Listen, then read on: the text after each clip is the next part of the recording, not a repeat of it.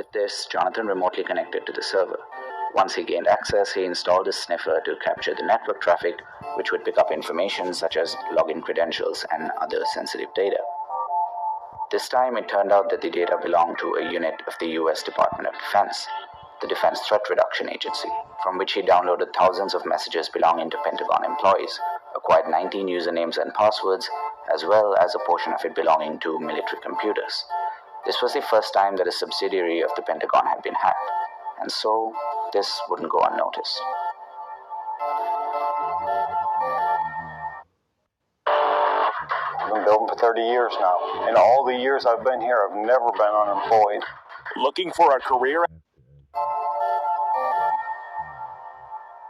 On the 26th of January 2000, at about 6 in the morning, with a signed warrant, agents from the Department of Defense, equipped with guns and bulletproof vests, raided the young hacker's home, seizing any access he had to a computer or the internet. This included 4 PCs, a laptop, and a pocket computer. He was apprehended and tried in court shortly after, where he pled guilty to 2 counts of juvenile delinquency, one for hacking and stealing data from the Department of Defense, and the other for NASA. The case was made difficult due to Jonathan's age, 16 at the time of the verdict, and no other minor had ever been convicted for a cybercrime before, and definitely not for a crime of this magnitude. He was initially given 6 months in prison and probation until he turned 18. This decision was later reversed by the same judge, who would then go on to provide a very lenient sentence: 6 months of house arrest and a ban on computers for any reason other than his studies. Additionally, he had to write a letter of apology to both NASA and the Department of Defense, as well as work with them to show exactly how he'd gained access into these systems. If tried as an adult, Jonathan would have been charged with computer abuse and wiretapping, a crime that would have severe consequences, legal experts claiming it to be carrying over a 10-year sentence. Jonathan would later be found violating the terms of his sentence when he was found and apprehended on the streets. This time, his blood sample showed traces of drugs. The law didn't look too kindly on this. For the first time in history, a minor was sent to a juvenile detention center for cybercrime-related charges, flown to the Alabama Correctional Facility where he spent 6 months, his full sentence. This would gain attention in the press. Soon, Jonathan would become an example to other minors who would now have to think twice before engaging in any sort of cybercrime. Prosecuting attorney Guy Lewis would state that this case would be proof that the Justice Department was willing to get tough with juvenile offenders charged with cybercrime. He said, quote, "This case should send a clear message to our community that, given the appropriate case, we will aggressively prosecute to the full extent of the law." It's quite safe to say that the 6-month sentence in juvie struck a chord with the young teen. Previously, just the thought of it was enough to put aside this daring hobby. Never again, it's not worth it, because all of it was for fun and games, and they're putting me in jail for it. I don't want that to happen again. I can find other stuff for fun.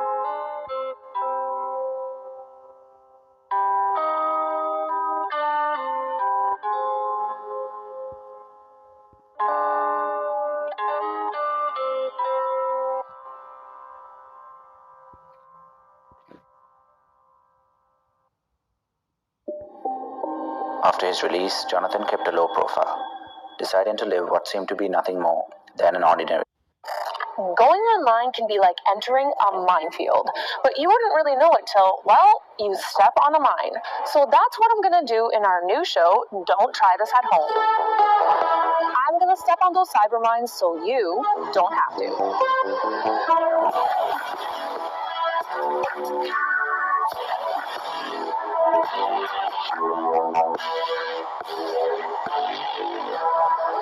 What data is sold on the dark web? What happens if you text back a scammer? Or what's the easiest way to get your device infected with? Deciding to live what seemed to be nothing more than an ordinary life. As he didn't partake in talking too much to the press, neither was there any sign that he was back to his old mischiefs. His father would later tell the press that after Jonathan returned from prison, he suffered from depression and seemed to be often anxious, worried that he might be under constant surveillance. On top of this, tragically, his mother would pass away from breast cancer when he was only 18, leaving behind a home for Jonathan and his brother to live together in. Several years would pass without much news about Jonathan. However, in January of 2007, the Secret Service would begin investigating the TJX hack, where millions of customers of the TJX department stores fell victim to a hack aimed at extracting their information. This included personal details such as addresses of the customers as well as their payment information stored on the website. Later, it was found that this crime was spearheaded by the now incarcerated Albert Gonzalez, who at the time, 28 years old, became a multimillionaire due to the hack. Along with Gonzalez, multiple other names of co-conspirators popped up in relation to the hack. Christopher Scott, Damon Patrick Toye, Maxim Yastrzemski, and the others who weren't yet identified, JJ and JW. The individual referred to as JJ was mainly tied to the Office Max hack in 2004, which he was said to have worked on with Christopher Scott, where they parked outside an Office Max connected to the store's Wi-Fi network and sniffed out credit cards that were swiped, the associated PIN numbers, and the account numbers. Christopher Scott was a friend of Jonathan. Unsurprisingly, this led to the theory that JJ was actually Jonathan James. Jonathan, of course, denied any involvement in the hacks. However, the police would raid his house soon after, along with the houses of his siblings. The agents never found anything incriminating or any connection between Jonathan and the retail hacks. But they did find a licensed firearm at his home, along with a suicide note that he had written previously.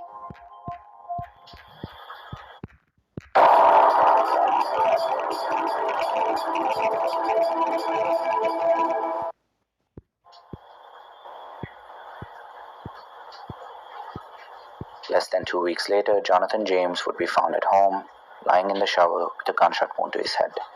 The same gun that was found in the raid but not seized by the police. And alongside him, a suicide note. Most of the note has been redacted, but here's what's been publicized reads.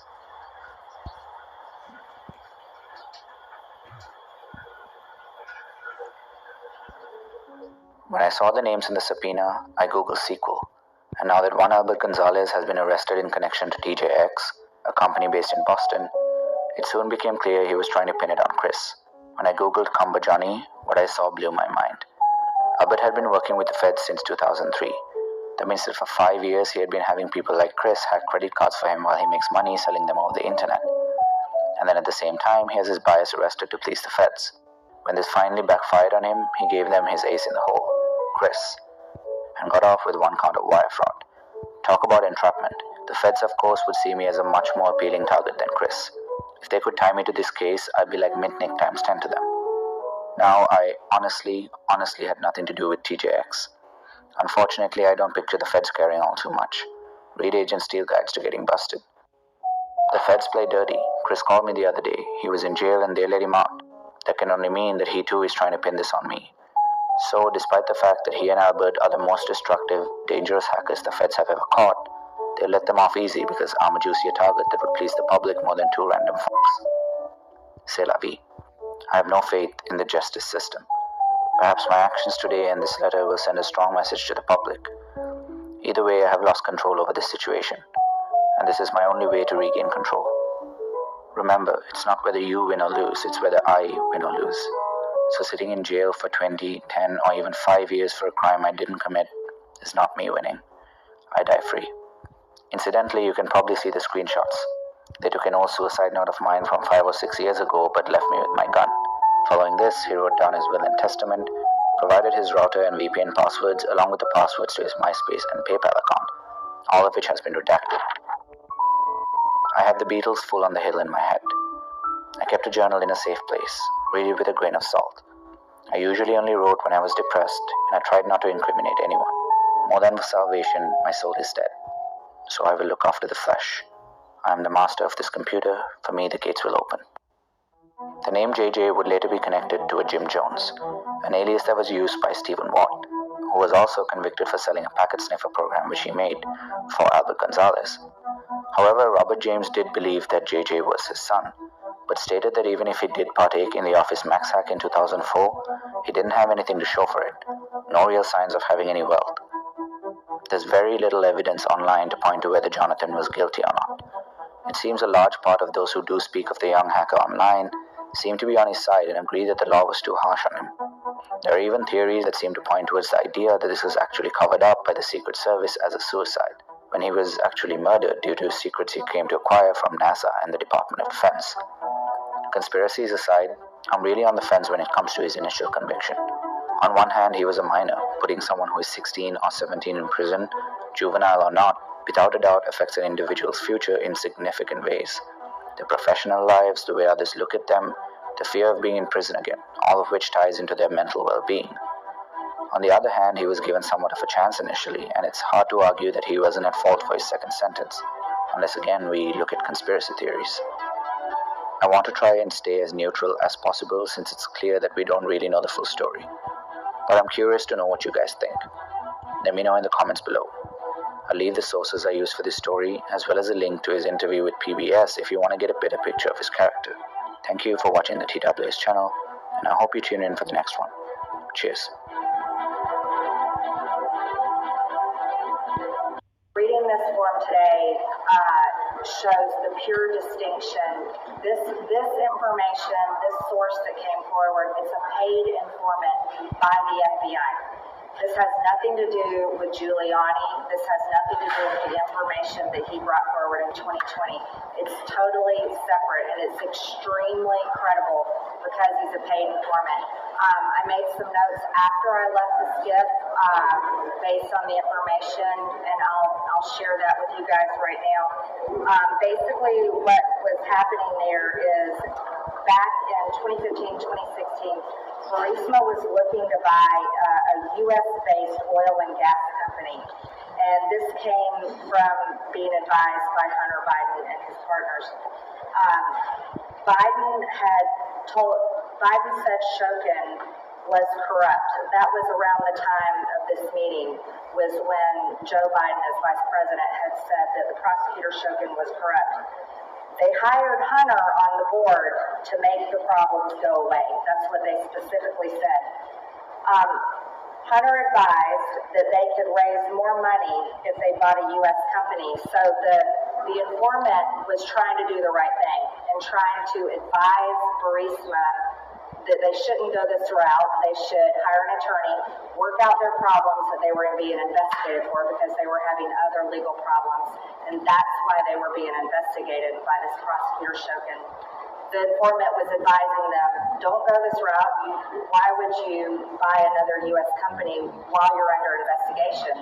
That's not a good idea. So he's trying to tell them to do the right thing.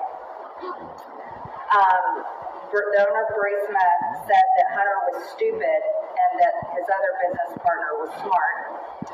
He also said that he paid $5 million to one Biden and he paid $5 million to another Biden. And it was all a bribery to get Shokin fired and end the investigation into Burisma. He also told the informant this is common practice in Russia and Ukraine. It's common practice, it's part of business there, that's how their culture works, that they will pay bribery money in order to get business deals done. And that many businesses, they take that into account, they put it in their budget basically when they're preparing to buy another company or start another company, that's just normal. And so over in Ukraine, for them to consider hiring Hunter Biden on the board in order to make their problems go away, which was the prosecutor Shokin, who was investigating Burisma for corruption and legal problems. This was definitely illegal for a vice president of the United States and their family members. The informant had asked the owner of Burisma if he was happy that Trump won, and he said no, he was not happy.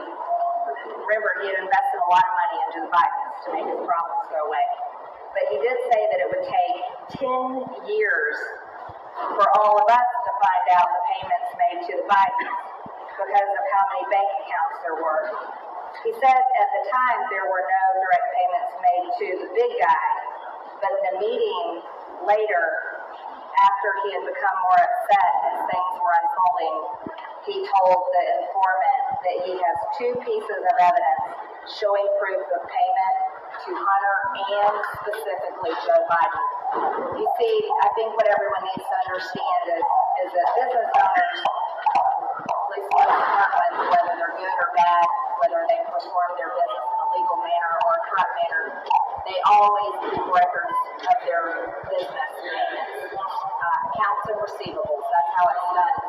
And this owner of Burisma kept a record, especially of the bribes. and if you're in an industry where you have to pay bribes to get your business deals done, then you always want to keep a record and keep proof of your bribes, because that's how you make sure you get people to follow through on what they're done with.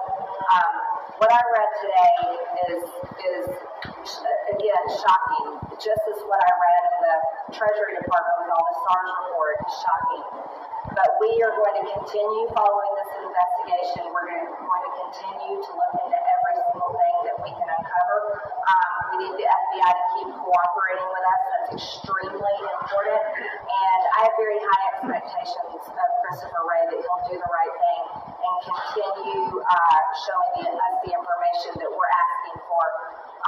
What I'm upset about, though, is the FBI doesn't think the American people are worthy of this unclassified information. I certainly do. I think the American people deserve to see it and know every single bit of it. That's why when I left this gift, I made all my notes on this piece of paper here so that I could explain everything to the American people.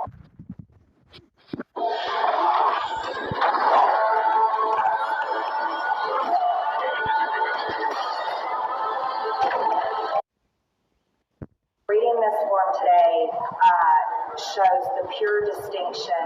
This information, this source that came forward, it's a paid informant by the FBI. This has nothing to do with Giuliani. This has nothing to do with the information that he brought forward in 2020. It's totally separate, and it's extremely credible because he's a paid informant. I made some notes after I left this gift based on the information, and I'll share that with you guys right now. Basically, what was happening there is back in 2015-2016, Burisma was looking to buy a U.S.-based oil and gas company. And this came from being advised by Hunter Biden and his partners. Biden said Shokin was corrupt. That was around the time of this meeting, was when Joe Biden, as vice president, had said that the prosecutor Shokin was corrupt. They hired Hunter on the board to make the problems go away. That's what they specifically said. Hunter advised that they could raise more money if they bought a U.S. company. So the informant was trying to do the right thing and trying to advise Burisma that they shouldn't go this route. They should hire an attorney, work out their problems that they were being investigated for because they were having other legal problems. And that's why they were being investigated by this prosecutor Shokin. The informant was advising them, don't go this route. Why would you buy another U.S. company while you're under investigation? That's not a good idea. So he's trying to tell them to do the right thing. The owner of Burisma said that Hunter was stupid and that his other business partner was smart.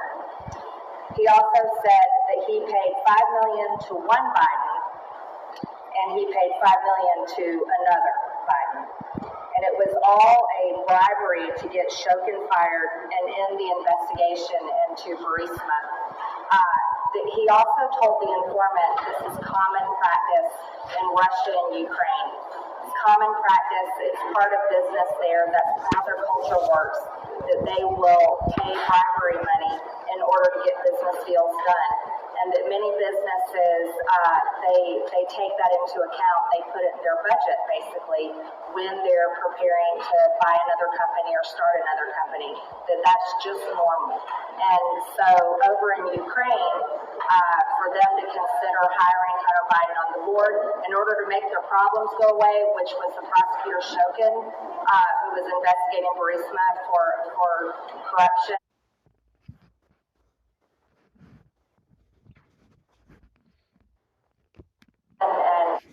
And legal problems. This was definitely illegal for a vice president of the United States